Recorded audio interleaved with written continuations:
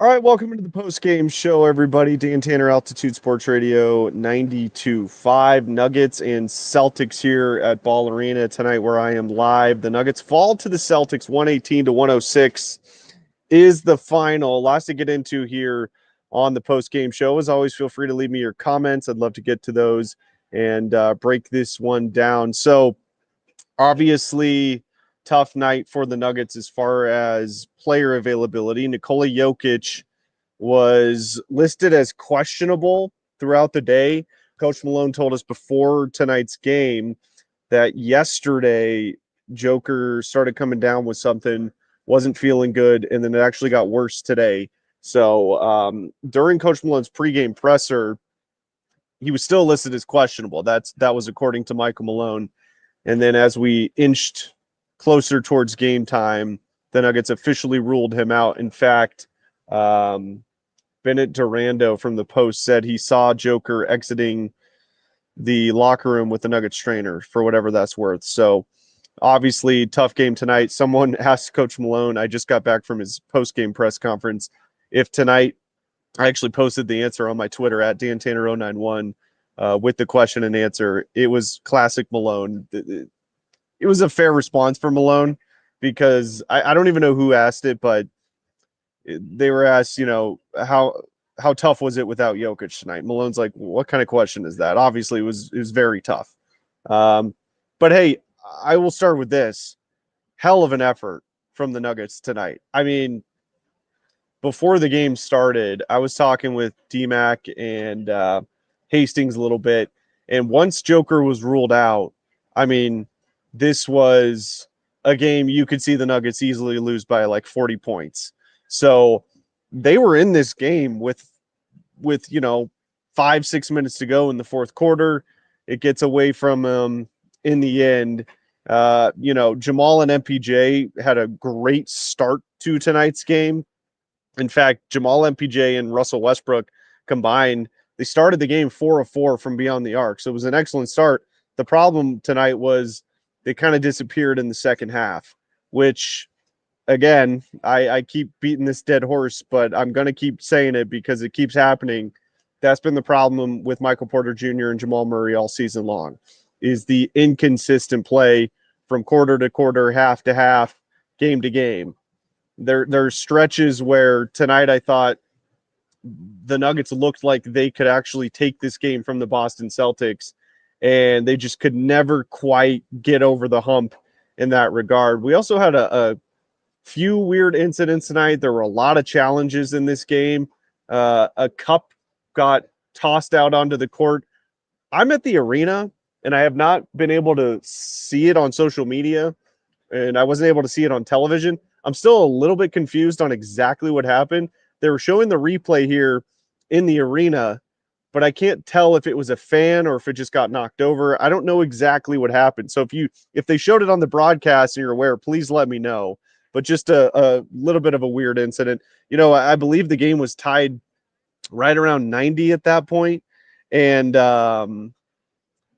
there was a good minute and a half, 2-minute delay, and the Nuggets were kind of on a roll, and then it just seemed like after that little incident, they had to go out and clean up the court. It just took the air out of the building and took the momentum away from the Nuggets. All right, Natural Tal is saying Jaylen Brown kicked it onto the court by accident. Okay, I appreciate that for clarifying that. It was hard to tell. I'm up here in Connor McGahee's hockey booth. It was tough to tell exactly what happened. They kept showing the replay, but it just showed the cup flying. So I was a little curious as to what had happened there. I didn't see any security come down and kick anybody out, so I assumed that it was something unintentional. So I appreciate you clearing that up. Look, I thought the Nuggets offense to start the game was actually really humming. And the problem tonight was specifically in the first quarter, they couldn't do anything to slow Boston down. In that first quarter, the Nuggets just scored 2 points in the paint in that first quarter versus the Celtics had 18. So the Nuggets 2 points in the paint in that first quarter actually tied for the fewest points in the paint in any quarter of any game this year for the Nuggets. So it was a little interesting.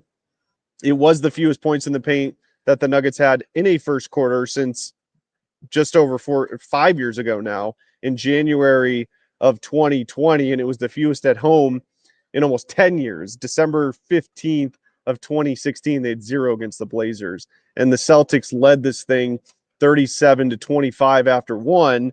Now, credit to the Nuggets again. The defense, look, I thought the Nuggets were going to put up, or I thought the Celtics were going to put up 140 to 150 tonight. I mean, that's the way it was looking at the end of the first quarter. Credit to the Nuggets defense. They really sort of hunkered down and kind of just grinded this one out. But the problem for Denver tonight, or specifically early on in this game, was it almost looked like they were trying to go toe to toe with the Celtics from beyond the arc. And, I'm texting the guys during the show, Tyler, Scotty, and D-Mac, and I'm like, man, are they really trying to go toe-to-toe shooting threes with the best three-point shooting team in the NBA? That does not seem like a good strategy. Now, they kind of went away from that a little bit. They started to get more transition buckets. Russell Westbrook was, again, phenomenal tonight. I thought he was the best player on the court. I mean, not even close for Denver tonight. He was outstanding. What did Russ shoot from beyond the arc tonight? He missed a few late, but he was 4 of 9 from 3. And y'all know my rule. If you've listened to the show before, I want Russell Westbrook shooting 2 3-pointers max a game. But I will say, every 3-pointer he took tonight, he was wide open. I mean, the Celtics were just giving Russell Westbrook that shot. And, he almost shoots 50%. So Russell Westbrook was phenomenal tonight. Again, Jamal Murray, I thought, was really good in spurts. But it just looked like Jamal specifically tonight, and it's kind of looked this way throughout the season. He really has to work hard to get open shots. I mean, they were double teaming him constantly, and Malone actually mentioned this after the game as well. He said that the team needs to do a better job of getting Jamal Murray more open looks and making life a little bit easier on him. Now, not having Nikola Jokic in the game tonight certainly doesn't help Jamal in that regard. But Malone did say there are certain things that they can do specifically in the screen game. They can set better picks, screen better. Jamal can come off the screens, on-ball screens a little bit better and easier to make his life easier. Every shot he took tonight looked like he was out of breath. I mean, he was just working really, really hard. And the Celtics, credit to them, they made life really difficult on Jamal Murray tonight. So, it's just it's one of those games where you almost feel good coming out of this because of the way the Nuggets played tonight. And I really do think this is something that the team can build off of with the performance they had tonight. And let's not forget, Aaron Gordon still isn't back either. So you're missing 2 of your top 4 players against the defending NBA champions. That does not suit well for the Nuggets. And they really hung around in this game. They had a chance to win it. Like I said, they were right in this thing with about 6 minutes to go in the fourth quarter, and then it just slipped away. Oh, we got KJ on here. Let's add him to the show. Hey, KJ, what's up, man? What's up, dude, man? How you doing? Good. I'm just here at the arena talking a little Nuggets-Celtics. All right, KJ, let me start with this. Should Nuggets fans have a good feeling after this game or a bad feeling after losing to the defending NBA champions? Oh, man. With no Jokic, no Gordon tonight. They should have a great feeling. Like, the Nuggets really hung in here. And this was my biggest thing coming out of this game. Were the others going to step up when they absolutely had to? And they did. Peyton Watson was amazing tonight. He was fantastic. Absolute menace. And Julian Strawther, I mean, this is the Julian Strawther we were looking for coming into the season. He stepped up. Christian Brown, due to the way that Malone was kind of staggering the minutes, he was a little give or take tonight, but when they needed a couple of big shots, he stepped up. He had a couple of, nice defensive plays tonight. DeAndre Jordan gave us some solid minutes. I was just glad to see some of the others finally step up in Nikola and AG's absence. That's all we've been asking for. If they would have won, that would have been the cherry on top. But I think the fact that they played hard, competed against the reigning NBA champions, was just the Sunday itself. And I like what I saw tonight. And, minus the turnovers and minus too much isolation in the second half, overall, I would give the Nuggets an A- tonight. Yeah, the performance, considering the circumstances, KJ, I agree. I mean, I think the Nuggets can actually build upon this. Luckily, they have a game right back here tomorrow night against the Clippers, and we'll see what happens. We'll see if Joker's able to go. Malone said before the game he started feeling sick yesterday, got worse today. He was still questionable at the time during his pregame presser, and then they obviously ruled him out. But going back to you bringing up Peyton Watson and Julian Strawther, they were both. I would go as far as to say that was the best game I've seen both of them play this year, and I think the key now for them specifically is like, let's really keep an eye on those two to see if they can build on this. And can they do it when the full lineup is there? Can they do this with the second unit when Nikola Jokic and Aaron Gordon are back? Like, that's what I'm looking for now. But I think specifically Peyton Watson, KJ, I think he's been building and building and building, and he's been fantastic over the last couple of weeks specifically. Oh, yeah. Especially on the offensive end, I think he's really starting to turn into a complete basketball player. He's always been a really good defender, but he and Julian Strawther were excellent tonight. Can they keep that going once they get Jokic and Gordon back? Because if they can, that's exactly what this team needs, right? They need those two, and I've identified those two guys at the beginning of the year, how important they were with the salary cap restrictions that this team is under. Those two have to be really, really good this year for the Nuggets to truly compete for a title. So we'll see if they can build on that. But it was great to see out of those two tonight for sure. No, absolutely. They're the difference between the Nuggets being a potential first round exit and the Nuggets getting through the Western Conference. Those two Wow. players alone. Yeah. Because the top six, for the most part, they're going to bring it every single night. You need 7, 8, and potentially 9 to really give you everything that they've got. And I'm glad you brought that up, Dan, in regards to Julian Strawther and Peyton Watson. So during the broadcast tonight, and I know you were at the game, so you didn't hear this. Brian Anderson and Stan Van Gundy were talking about the trade deadline is looming. And the Nuggets have been, in discussions with different teams, and could they do things? Could they not do things? Right. And the one question Brian posed to Stan was, do you think the Nuggets are still NBA contending the way they're structured right now?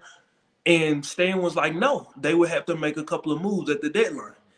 And the only way to alleviate that is for Julian Strawther and Peyton Watson to close the gap. Like, here's the gap right now. Between now and the deadline, this gap needs to be at least here. Because that's the only way that I think it eliminates the fear that Calvin Booth has that if he doesn't make a move, what it could do to his job come May or June. Yeah. Yeah. I actually tweeted out KJ before the game. And now, disclaimer, this was before they ruled out Jokic. So I had this tweet kind of with Jokic in mind, but I said, hey, this is a huge game. You're at home. You're playing against the defending champs. This very well could be the type of game that the front office looks at, depending on what happens, and really is sort of the linchpin and makes them have to come to a decision as to whether or not they need to make a significant move at the deadline.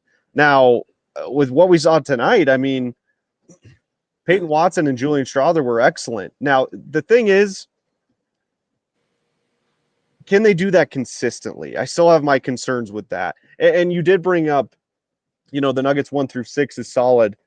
I don't know, man. Like, Michael and Jamal, how up and down they have been this year. And let's be honest, it hasn't just been this year. That's kind of just been who they are in their careers. Right, and that's why I don't really get upset with that anymore.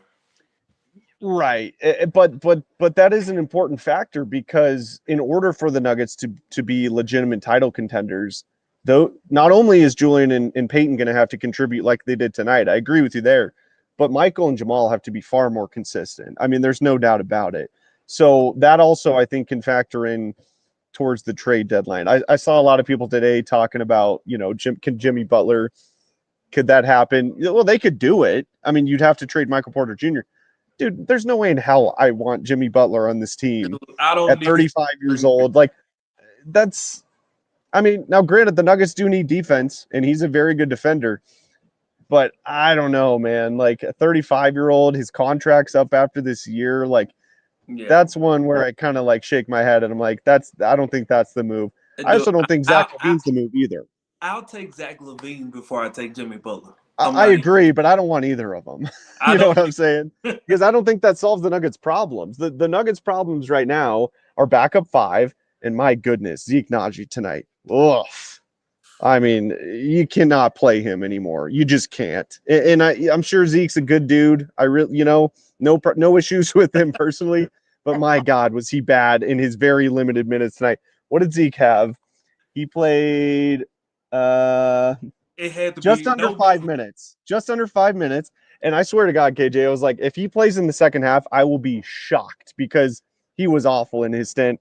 And Dario Saric, I think I've seen enough. Like, and I know he hasn't played a whole lot this year, but he gives you next to nothing. dude, So absolutely nothing. so the issues are still persistent. Like backup five, they need to figure that out.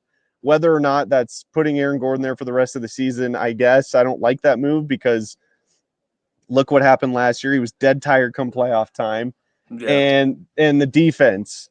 So those are the moves I think they need to make. The offense is fine, KJ. Like as long as you have Nikola Jokic, the offense will be fine. Their issues are backup five, production when he's not on the floor, and their defense is just. I'm not asking these guys to be a top 5 defense. They need to be top 12, top 14. I believe they were right around 10 or 11 the year they won the championship in total defense. Yeah. They were one of the best teams in clutch defense, which is a close game with under 5 minutes to go. We haven't seen that this year. So Jimmy Butler, no, 1-year contract, 35 years old. I don't like it. And Zach LaVine, could they use a one-on-one go-to scorer? Sure. But I think as far as the biggest issues facing this team right now, getting a pure offensive player, I don't think fixes that. I think they need to go defense, backup five, and maybe a bench depth type of piece. But man, Nuggets fans aren't going to like this. But the reality is, if they're going to make a significant move, a move that's going to get them a haul back, they're going to have to trade Michael Porter Jr. I mean, that's literally the only thing they can do. It's just where we are. That's it. Who else are they going to trade? That's going to bring back value. They can't trade Jamal. They're not going to trade Aaron Gordon. That's not going to happen. And they're obviously not going to trade Nikola Jokic. Zeke Naji, they're going to have to probably pay somebody to take him. MPJ's it. So the question really is, are you confident that this team with as currently constructed, maybe minus, get a bench depth piece, maybe a good on-ball defender, something like that, can they win a title? I don't know, man. I don't think so. I don't think so either, man. Okay. Well, in a perfect world, if all the stars properly align, if Jamal and MPJ can be consistent, to me, that's the key. Like that's what has to happen. I agree, but in the perfect world, do you think the Nuggets could still get Jonas Valanciunas? Sure. I would have to look up his contract. I don't know what his contract is because the NBA is a little bit different than the NFL. Like you can't just dump salary off. The contracts have to match up. Right. So I would have to look at I mean, I can't imagine Jonas Valanciunas is getting paid more than MPJ. But are you going to trade Michael Porter Jr. for Valanciunas straight up? Like, I don't think that's the answer either. No, Valanciunas, his contract isn't that big. I mean, we're talking about Washington here. I would think they would. Who the Nuggets lost to earlier this year.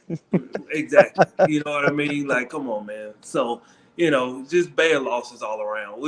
But my biggest thing is, if you're willing to give up a young piece to win now, I think they would find a way to make that happen. What young piece? I'm not saying you're wrong. I'm just curious. Like, Do you think they have a young piece that would have enough value? Oh my goodness, dude. If I'm being honest, okay, if we keep saying that, and look, there's going to be a void somewhere, somehow, some way. It's just it is what it is. So, are you willing to package Dario, Peyton Watson in a second? Or are you willing to package like a Zeke and a Christian? Like there's going to be you're going you're not is not going to be perfect. You don't have Yeah. the roster constructed. You don't have the talent constructed to make the perfect trade. You're going to give up something if you're the Nuggets, and that's going to be the question right now. What is worth giving up that you believe in your heart of hearts you'd be okay losing? I don't know if they have that Right. answer right now. Well, and I see what you're saying. It obviously depends on the player, and it really depends on. And this is why I'm not in on Jimmy Butler. I'm not willing to potentially have the Nuggets trade Michael Porter Jr. for a half a season rental. You Exactly. know, so they would have to be here at least 2 or 3 years if you're going to make a move like that. Peyton Watson, he has value. I mean, that's for sure. There's no doubt about that. I think he would draw a lot of interest from around the league. Now, what are you going to get in return for Peyton? I don't know. A lot of people are in here saying draft picks. The Nuggets don't have a lot of draft picks to give up. They have one second round pick that they can trade here within the next, due to these new rules, it's like within the next 5 or 6 years, something weird like that. The The Nuggets, they've exhausted everything. the draft pick thing is they're kind of stuck on that for a couple years here, They are. unfortunately. So it really is just like they're going to have to bite the bullet at some point if they make a move. I'm not saying they're going to, but if they do, it would have to be Michael Porter Jr. I mean that really is the only truly valuable tradable asset this team has right now. Draft picks included. So, look, I mean, they don't need to go out and make a major move, in my opinion. They need to make a couple of tweaks. They need to get better defensively. That's number one. I mean, the defense it has been awful this year. Now, Been it was horrible. kind of interesting tonight, though, KJ. Like the Celtics score 37 points in that first quarter. They hunker down in the second. They only give up 20 in the second. Now they give up 31 in the third, 30 in the fourth. And honestly, the Celtics are so good offensively. You'll kind of take that. Right. I mean, I said before the game, this could have easily been the Nuggets could have easily given up 140, 150, like we saw against the Easy. Knicks here. But and Aaron Gordon being out doesn't help either. So I do think they're not as bad defensively as they have been since he's been out. But who knows, man? I mean, he's been in and out of the lineup with that calf injury. Those things are tricky. So I really do think you've got to get somebody that is just competent at the backup five because Zeke and Dario have not even been competent in that role. Plain and simple. Like that they're not the answer. Which is unfortunate because that's why you brought in Dario Saric over the offseason. But they've got to figure that out. Just somebody that can come in and not even, somebody that can just keep it even, when Joker's off the floor. I'm not asking them to be world beaters. Just keep it even, which the Nuggets have not been able to do this year with their second unit. So it's going to be interesting, man. I mean, we're getting close. I had a deadline of January 15th before I was really ready to stake my claim of do they need to make a move or do they not? And I'm definitely starting to lean towards they need to do something because it's just as constructed. I think, like you said, it's just not working. Well, let me say this, man, because Dan, as you were talking, I was kind of thinking for a second here. Do you remember going back to the trade deadline of the 2020-2021 season when they got Aaron Gordon? Um, Oh yeah, the that was big Gary Harris and RJ Hampton, I believe. exactly. They were struggling for years to part ways with Gary Harris Yeah, because he had become such an internal fabric to the team. Him and Jamal Murray were like this, man. fan And favorite, absolutely. dude, they just they just did not want to part ways, and I think we may be at that crossroads with MPJ where I think he's ingratiated himself so well with the culture, with the fan base, with the team, um, that if you trade him, it is going to be the equivalent of ripping a band-aid off. because it is going to hurt. But at the end of the day, if you believe that what the trade that you're looking for will take, if this is the championship window right here, this gap I have right here is 2 years. If you think the players that you're going to get is going to expand into 3, maybe 4 years, I mean, you got to It's do it. worth it. It's worth it. It's worth it. It's the price you got to pay if you want to continue to win in this league. Especially when you have the best player in the world. It is. It is. I kind of equate the possibility of trading MPJ because I agree with you. It would be kind of like ripping the Band-Aid off, and it would be tough. I kind of equate it to last year when the Avalanche traded Bowen Byram. Young player, very talented player, high draft pick. But if you remember, KJ, Chris McFarland, the GM of the Avs, he talked about we didn't want to trade Bo like that. We love Bo and we think he's going to be an excellent player. But as the Avalanche were constructed last year, this is what Chris McFarland said. He's like, it's just not working. And Yep. I I think that's where the Nuggets are at right now with MPJ. I think they like him. I think he's been a positive contributor to the team. I mean, hell, they won a championship with him. The Avs won a championship with Bo Byram. But here's the question I would ask you, and I would ask Nuggets fans. How much better do you think Michael Porter Jr. is going to get in his career? Now, if the answer to that is he's going to eventually be a 22 to 24 points a game type player a night, okay, that's something I would say is worth hanging on to. I don't think I see that happening. I think what we see from Michael Not in, right now, this stretch over the last 2 weeks, or really over the last month, KJ, probably been Michael's best stretch of his career. And he's at a very good stretch. There's no absolutely doubt about it. But I think that's roughly what you're going to get from Michael over the next couple of years. agree. Would you agree? No, I agree.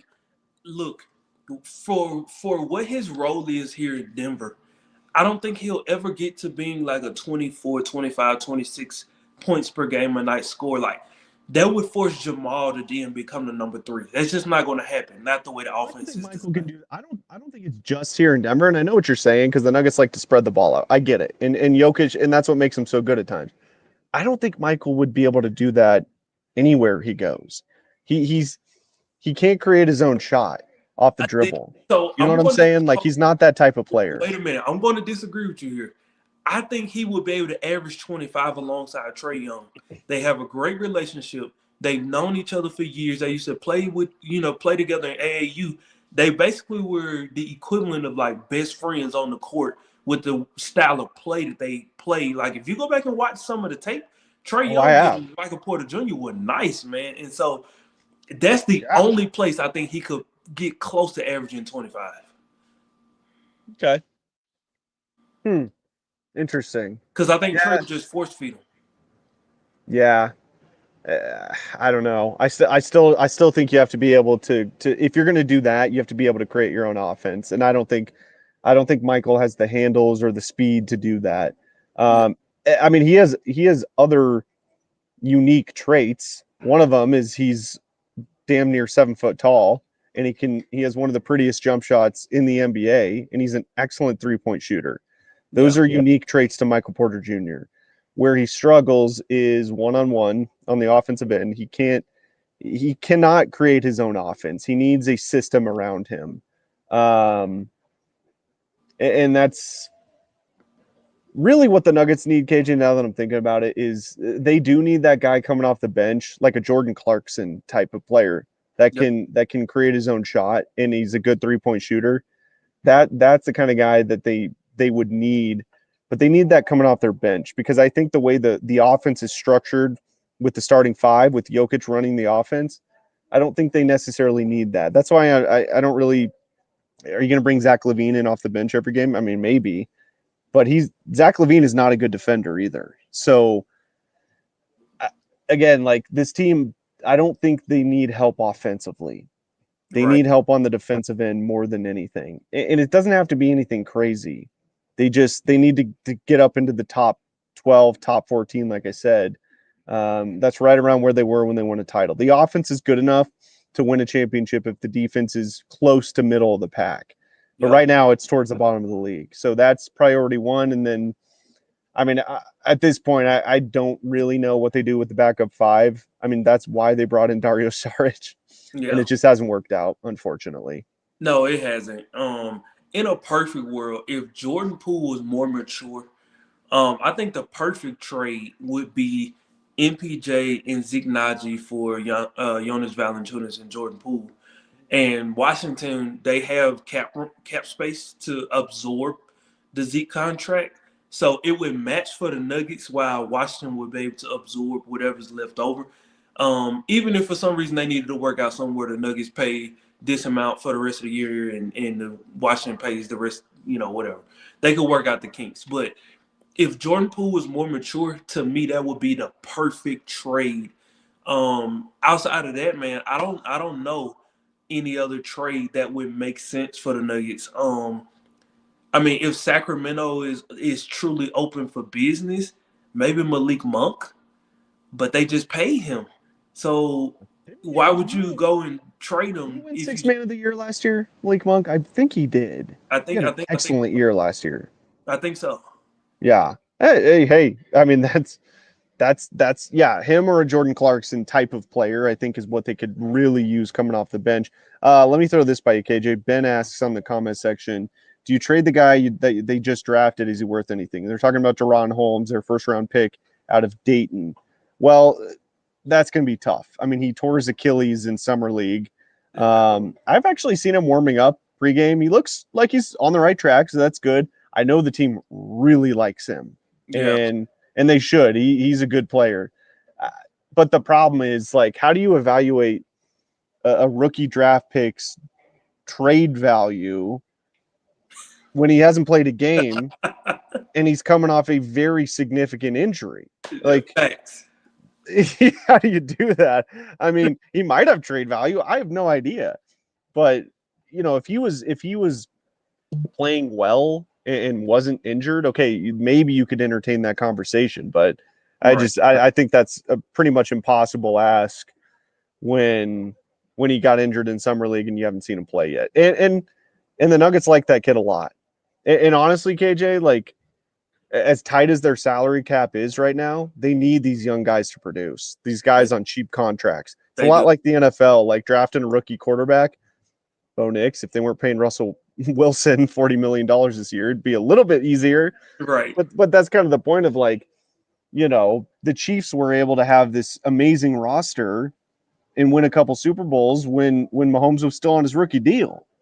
Yep. That's kind of how this works. And now that they have essentially four max players, you either got to trade one of those guys, Michael Porter, or you're going to have these guys on rookie deals or cheap contracts come in and produce.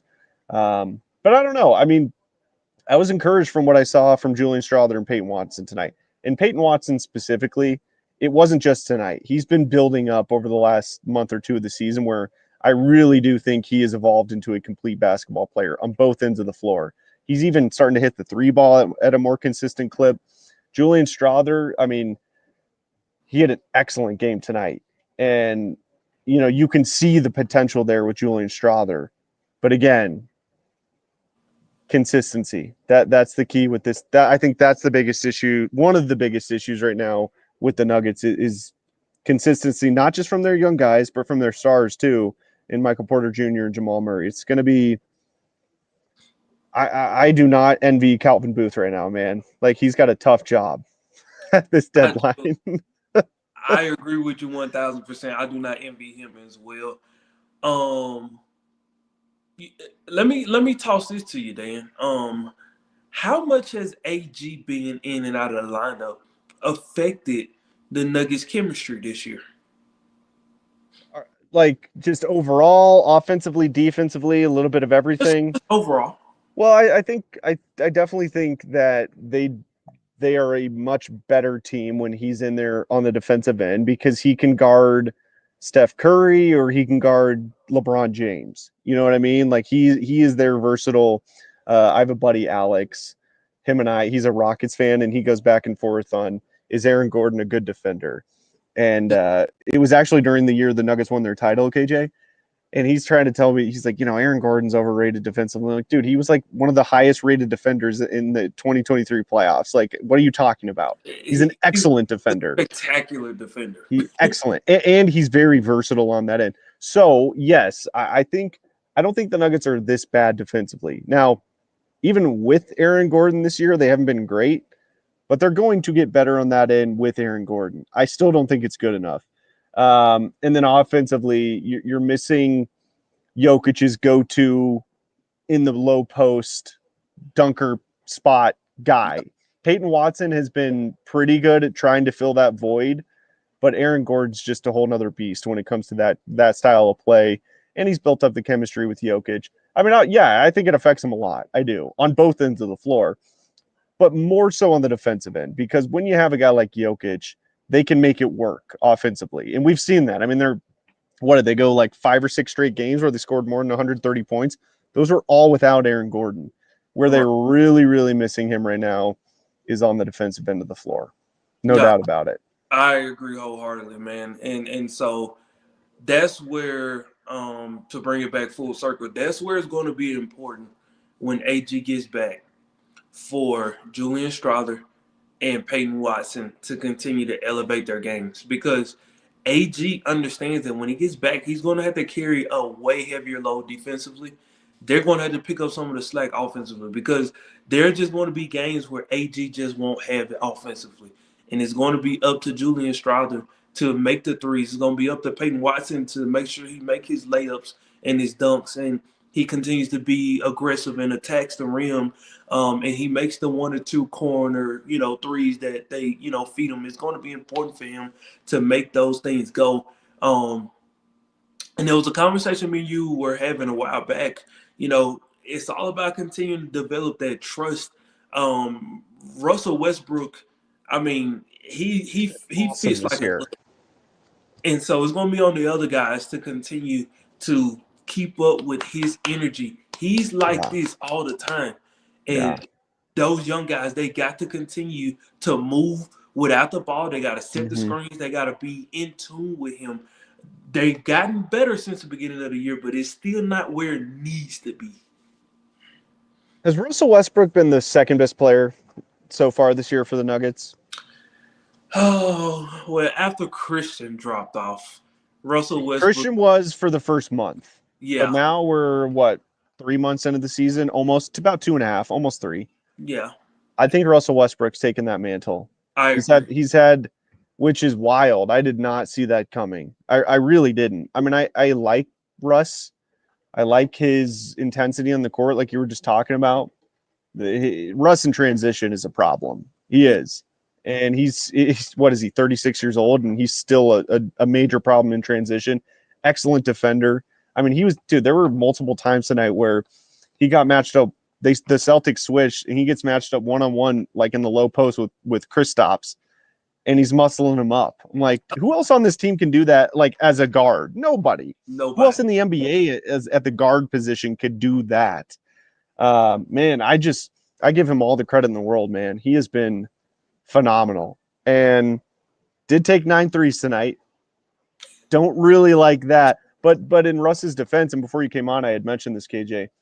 Dude, he was wide open. I mean, the Celtics were Oh, just giving him that shot tonight. And honestly, that's probably the right strategy, and most teams do. And when Russ was not on the Nuggets and the Nuggets were playing a Russell Westbrook team, anytime Russell Westbrook shot a three, I'm like, that's a win. But hey, I mean, he's shooting at a pretty good clip. He was 4 of 9 tonight, almost 40%. He's actually shot the three ball much better than I thought he was going to entering the season. Um, he's been excellent, man. And a lot of the talk is like you can't waste the Jokic era. Well, you don't want to waste a season like this from Russell Westbrook either. He's been phenomenal this year. I do think overall, the whole season today, he's been the second best player on the team. He's been outstanding. no, I agree. Russell Westbrook has definitely stepped up in major moments. And the one thing he has been this year, healthy. He hasn't had any weird nicks or bruises. He's taking care of himself. And he's just been available, man, which is the best ability. So I agree. Michael Russell, Porter Jr. has too. He's played in every game this year. He sure has. And if I remember correctly, MPJ played in 81 games last year. And do you know why he missed the one game he missed? Do you remember that story? I do not actually. Okay, so it wasn't because of injury. I believe they were in LA taking on the Clippers, and that was at the Staples Center last year because this is the first year at their new arena. Right. They didn't bring his shoes. So he didn't have his shoes to play in the game. You don't remember that story? Yeah, they I do like remember that. literally that is it. So my point being, he would have played in every game last year, and he's played in every game this year, which is pretty wild to think about after all the back surgeries and all of the question marks surrounding him. The talent was never in question. It was always, can this guy play in 60 games a season, you know? And so the fact that MPJ is played in all but one game, every game last year, he's played in every game this year. It's pretty impressive, man. It is. And I do think that's something that the team needs to take into consideration when the trade deadline comes up. Like, dude's available, you Yeah. know, just like Russ. No, I agree wholeheartedly, man, and that's a major factor for this team. To be able to have the guys that depend on being here, being available. I think that has been like a key component to the Nuggets being able to kind of keep their head above water thus far. Um, and Russell Westbrook has been number two. Um, I don't know if there's a specific answer for number three. Now, if we're talking about in the last month or so, MPJ is number three.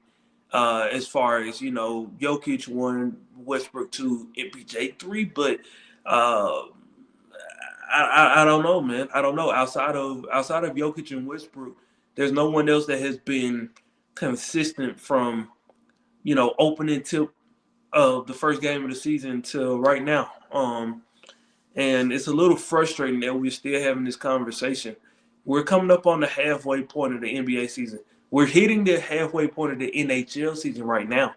In about a week or so, maybe 2 weeks, we'll be coming The up here Jazz played their on. 41st game last night, I believe. They did. I think so. I think last night was the unofficial but official halfway point in the season. I'm looking up their games played here real quick. Yeah, Yeah, they're at 41, so they're exactly halfway through the year. Holy cow, that's crazy. I know, man. We're chugging along, and the fact that we're still having questions about consistency with the Nuggets at this point in the season it blows my mind, and it's beyond frustrating because a lot of these guys they just chalk it up as we'll be fine. I'm like, you guys have been saying we'll be fine for the last 35 games. I'm like, at some point, man, the switch has to flip, Yeah. and you guys have to find that fire from within to keep going.